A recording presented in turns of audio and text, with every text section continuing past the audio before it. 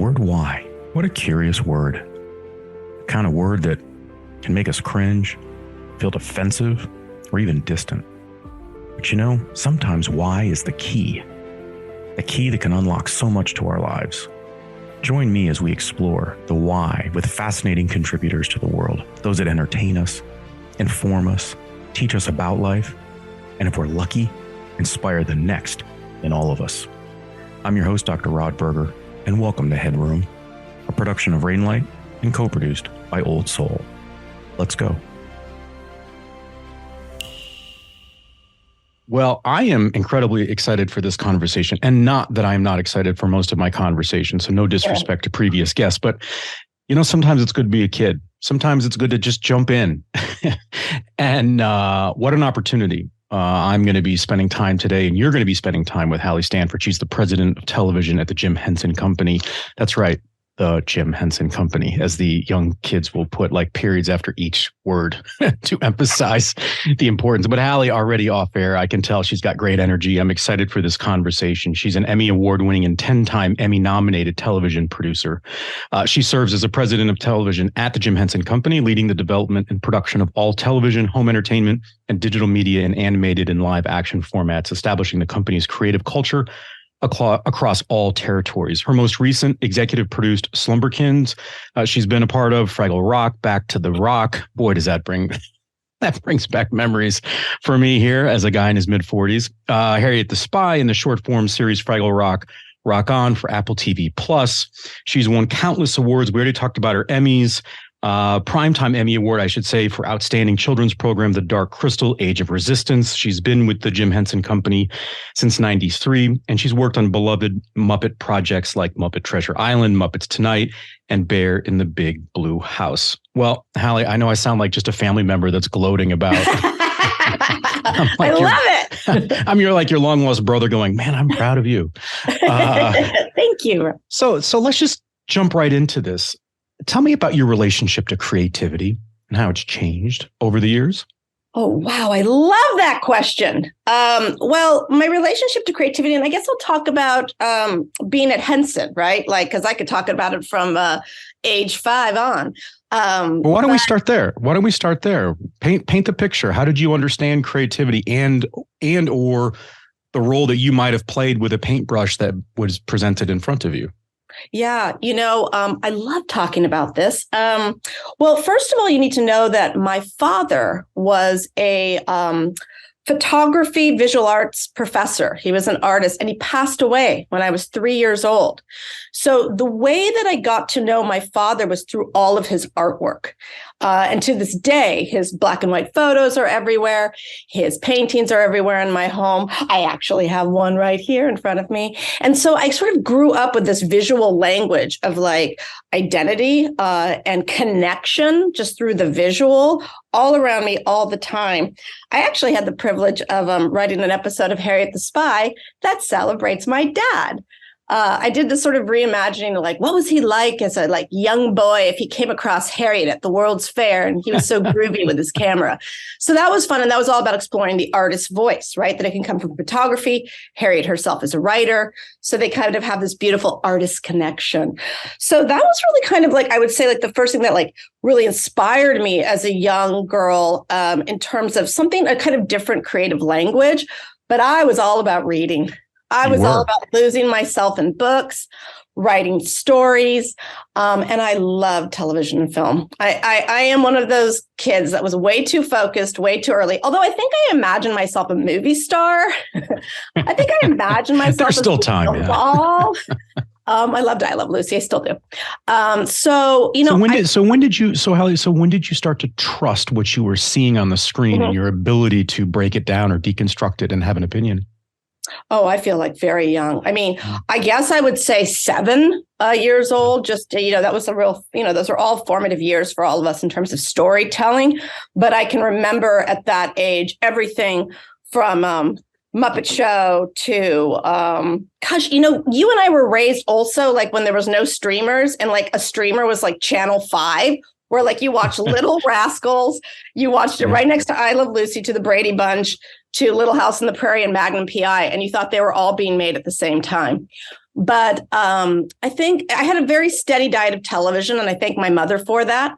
I was a Sesame Street generation. I was born in 1969. So I was raised on Jim Henson. I was raised on all of his incredible projects. He was the biggest inspiration in my life, whether it was Dark Crystal, Muppets, Fraggle Rock, Labyrinth. Oh my gosh, when Labyrinth came out, forget it.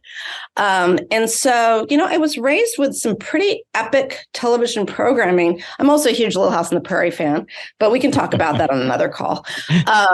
And I also feel like because I was raised by this incredible single mom, she was really a powerful attorney, but she also allowed us to find our own creative voice. I wanted to be in theater. I wanted to be in opera. So she was like, let's do it. Let's get you involved. So I think, she let us find our own creative genius, what we really loved, and would encourage it. But in terms of feature, and then when in the 80s, I would say is when I really started to develop a real passion for filmmaking, and Steven Spielberg, George Lucas, huge heroes. And when I was in college, I went to Wesleyan University. Everybody wanted to be a director, and do their very arty films. And I said to my professor, Janine Basinger, what does George Lucas do? What's that job? She said, that's a producer. And I'm like, that's what I want to be. I want to be a producer. I want to be the spark that comes up with the idea and builds the team to make it be a reality.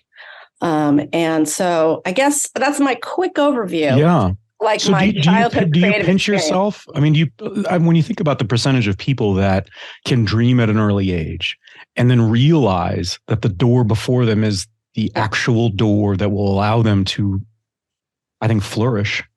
I don't know how many people can actually say that at their core when they lay down at night, right? I mean, they're just a select few that I think find that lane and grow and develop, right? And become even more than they could have originally thought. Do you pinch yourself? Oh, yeah, I definitely pinch myself every day. Sometimes, as I sit there and I work with Norman Reedus, my number one favorite star. I love The Walking Dead. I'm like, how am I working on this project right now? This is extraordinary and so exciting. So yes, I do pinch myself every day. And every day that I visit the creature shop, I'm just as excited as the first time I went in. That's my sense of you. It's almost as if, like, if I didn't know and I was playing dumb, which my wife might contend I'm pretty good at, I might think you just started your position at the Henson Company because of just that sort of raw excitement that says sort of, caution to the wind, I'm where I need to be. Yeah. And I'm very joyful. I love children's television and family programming. I mean, I it raised me, as I told you, when you just said that, like, not many people can, say that they've achieved it. But again, I will say that the stories that shaped me growing up, those characters and stars were doing just that. Right. So Kermit the Frog had a little banjo, and an agent pulled up next to him and said, you really should go to Hollywood and go and make people happy. And I'm telling you, I kept that as my mantra. I'm like, I am Kermit the Frog on my bicycle going to Hollywood to create rainbow connections. This is what I'm doing. So I had some pretty good role models, even if they were imaginary. And I think that's what, I know you want to talk about children's television. I think that's what gets me so excited about it. And the artists and creators and tastemakers I work with is that we can inspire that in a child. We can bring wonder and magic and kind of change their worlds forever. Help them find that creative genius like my mom did for me. So it's what does, motivate us. But I kind of was inspired. Dorothy did get to, she did get to the Emerald City. She did make it out. So one thing I love about kids programming and that age, and I have a 8 and 10-year-old, so they seem to be, I don't know, they think they're a little bit older than maybe that they are. But I love when it's good content, at least I'll speak from my perspective, there's vulnerabilities that play out that you can connect with. And you can be a mom or a dad or an aunt or uncle or a grandma or grandparent. You can watch it with them and still feel a connection because you were once that age and you understood the magic and the power of those moments. And I love that in children's programming when it's done well, that those moments are there for the taking in a really positive and exchange with the audience.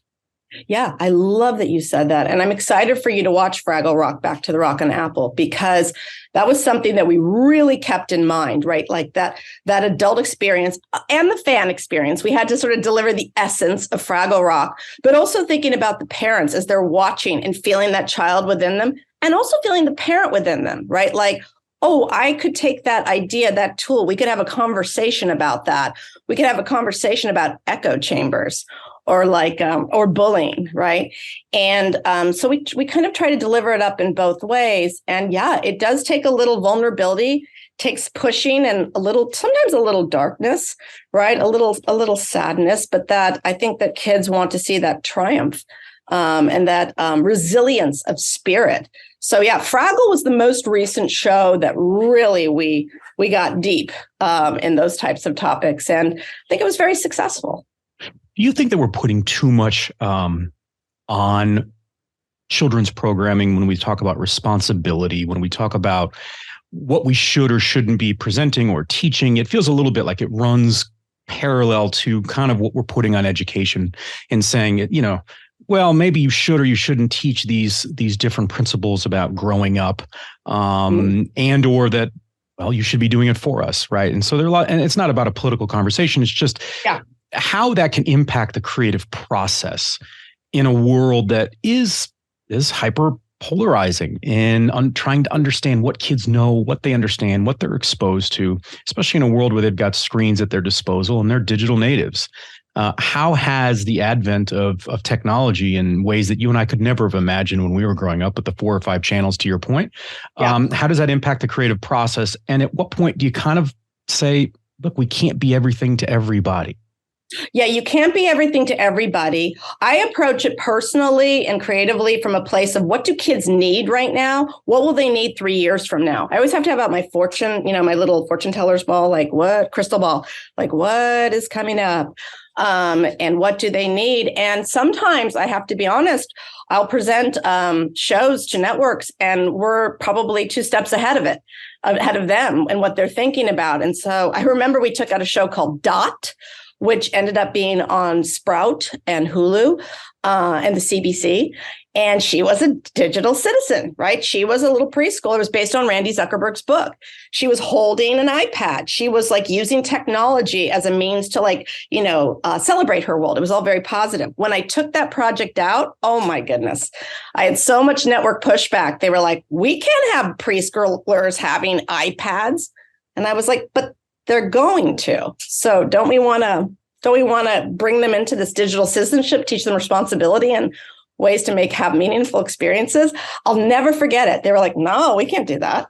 And I thought, well, and now, of course, if you see all the shows they're on, like all the kids have tablets and things in their shows. But at that time, they didn't. And so I think that that's where we approach it from at Henson, where I approach it from what do kids need? Where's the curriculum evolving? Yeah. We work with a lot of creators. Right now, my whole forward thinking has to do with, creating green activists, planet Earth adventures, planet Earth issues, but make it feel hopeful and actionable for kids. But in terms of like what you're saying about the networks, like kind of maybe like you can't be all things to all people. It's true. At Henson, we will push back on hard curriculum and things that we feel like kids are smart enough to know. Kids are smart. They're so smart. And parents want their kids to thrive intellectually and academically.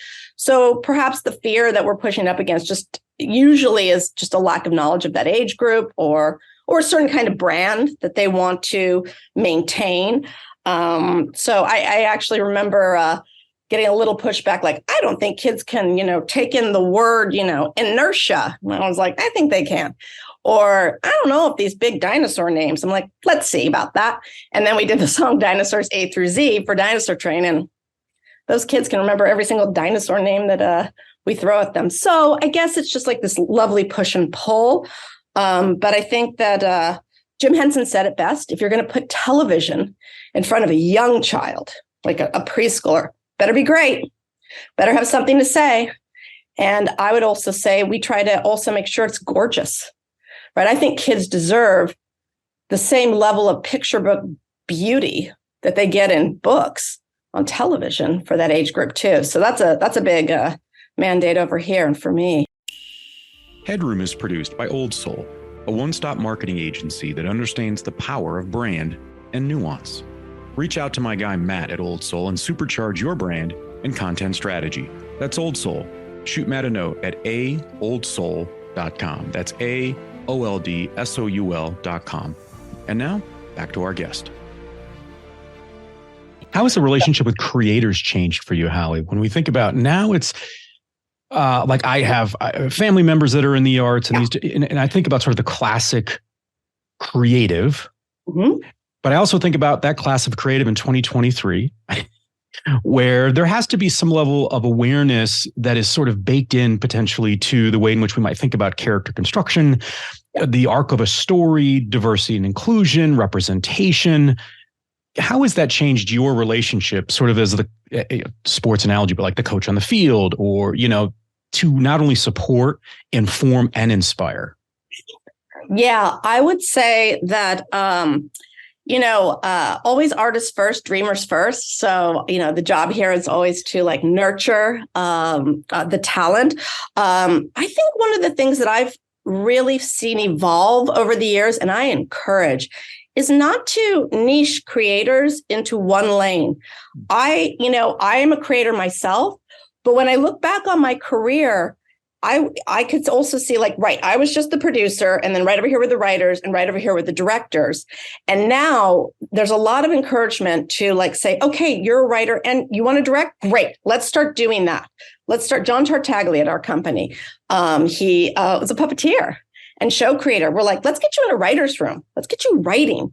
Let's get you directing, right? Let's build up the creators and sort of make them feel like they're part of creating the whole process if they want to. We're not forcing anybody to be a director. I don't want to be a director, but I certainly want to be a writer. So encouraging more of that in myself. So it's kind of expanded in that way. And I love it because I don't think that you need to be pigeonholed into one job.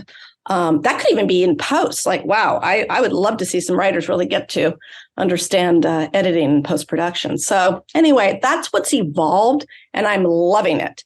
In terms of diversity, it's incredible. But, I'd say at Henson, always have been a part of underrepresented voices, diverse voices, but we had to do better, right? Even Henson had to do better. So we have. I feel very proud of helping to build, the female showrunners and female puppeteers at Henson. But we were like, hey, we got to do better. We got to build more diversity, more voices. And so we have behind the camera and in front of the camera. So just, that's been something as well that the networks, thank goodness, have caught up with and are supporting. Because before, particularly in the 90s, early 2000s, showrunners wanted to work with who they wanted to work with. And they wanted to work with what felt safe and familiar. And I really love this stepping out of the box, thinking and reaching out and mentoring and taking chances. And, sometimes it doesn't work, but most of the times it does. And that's been fabulous, I'd say, in the last 10 years. Take me. Let's pivot. I spoke with the creators and the founders of Slumberkins, Halle and Kelly, and they shared a story that I just thought was so representative of, the entrepreneurial spirit. Let's take a chance. We've got to get a shot at this. And it's always, look, it's the old adage, it takes two to tango, right? In this case, three. Take me back to the dinner that you had. Because, and maybe not even just the dinner, but the conversations you had on the exhibit hall floor with them, where for them, this explosion of excitement when you in your position basically offered to have dinner with them and learn more about sort of what they were up to. Because I think that those kinds of moments, we run over them. But those are the kinds of moments I think that inspire that young child that is watching a Fraggle Rock that says, I want to be a creator. And they start to say, you know what, there are multiple paths to this. To your point, you can be a writer, you can be a puppeteer, you can do all these different things, and you can all be a part of the same community. So kind of tell me about those initial moments with those two and what it was about them that you just said, I got to take a flyer on this. Yeah. Well, first of all, Kelly and Kaylee's energy and creativity is infectious. So meeting them initially was a no-brainer of instant creative crush, right? Instant pals. I love that. So that happened. The sparks happened right when we met at this dinner. But, before that, I talked to you about that crystal ball. I had really been looking for a franchise or an idea or property that would really help kind of tackle this problem that I saw, that anxiety levels were rising with children younger than I'd ever seen. And it was alarming to me. This was pre-pandemic. And having been an anxious child myself, I loved Grover because Grover had a little bit of anxiety. He was my hero. Just looking for that idea or property to inspire. I knew that nobody was asking for it. There was no network saying, hey, it'd be great. Could you do a show on anxiety and grief and really hard topics? No, nobody was saying that.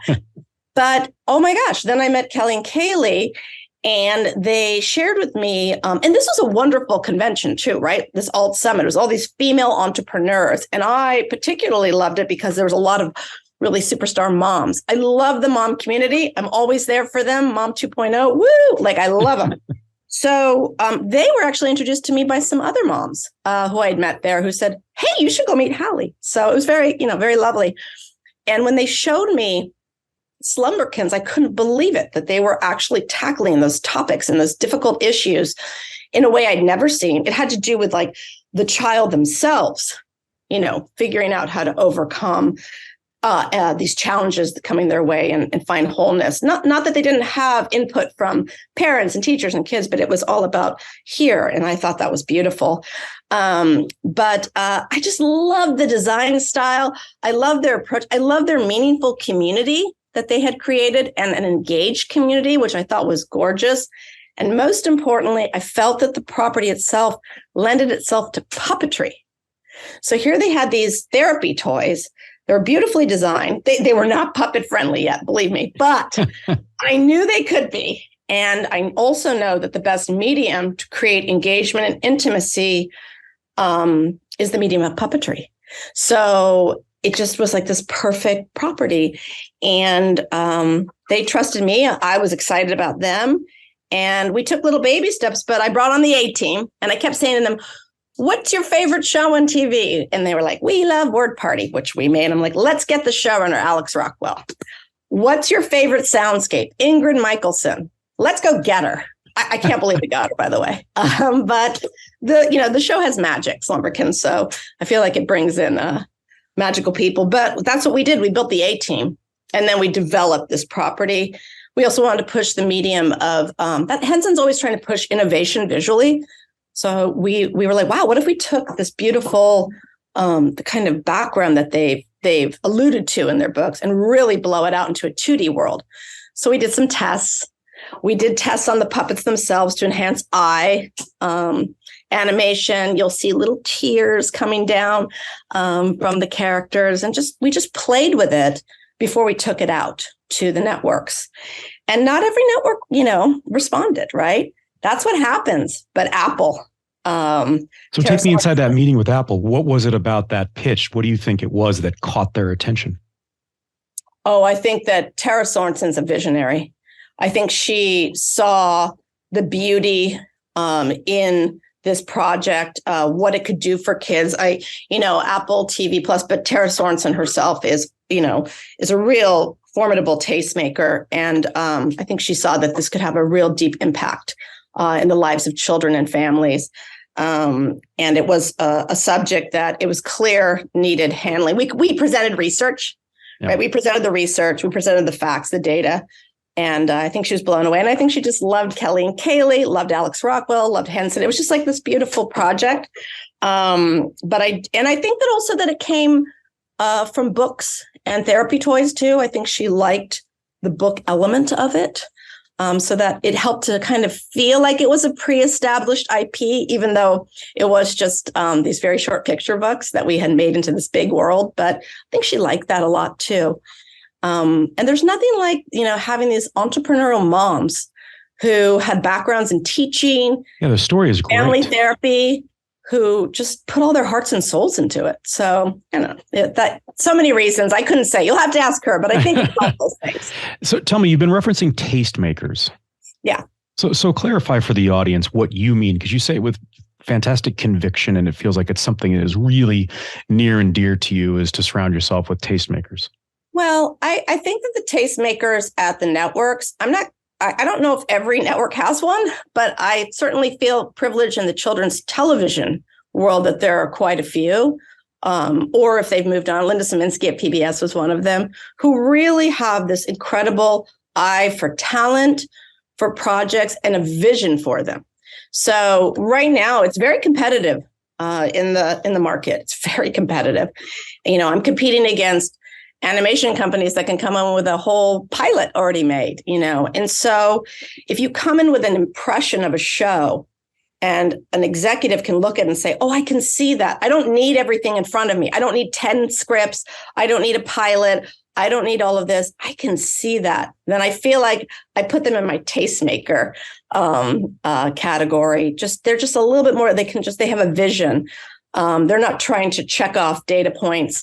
They're not going down a checklist. They're really, and they know what their brand is. It's not that they don't. It's just that they can see the possibilities. So I think that's what I mean. But otherwise, I'm referencing people at the networks or at the studios that can finance and help us make our shows.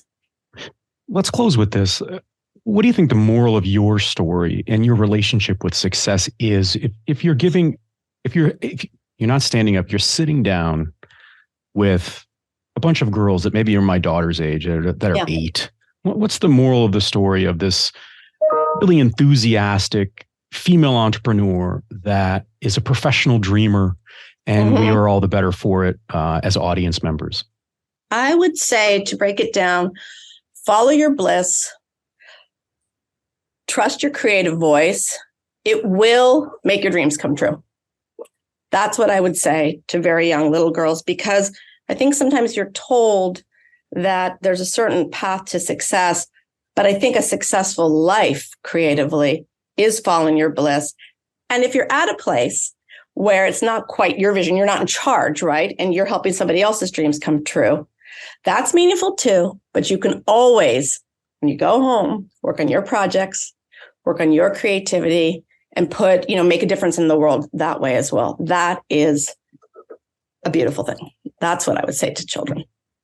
I wish people could see your face just as you were saying that, because you can just tell that it means something to you. This is not a part of some marketing slick or just sort of a political speak at all. This really means something to you. This is a 3-year-old that sadly lost her father, but is with him, it seems like, on a moment by moment basis in such a beautifully creative way. What a pleasure to spend some time with you, Halle Stanford. We want to thank Halle. She's the president of television at the Jim Henson Company. And if you've learned anything, dream big. The world is your oyster, and go check out the Jim Henson Company, all the wonderful things that they're doing, to include Slumberkins. I'm your host, Dr. Rod Berger. Thanks for taking the plunge into Headroom, where we uncover the why behind the what and who impacting our lives. Headroom is a production of Rainlight and co-produced by our friends at Old Soul. I'm your host, Dr. Rod Berger, and this is Headroom.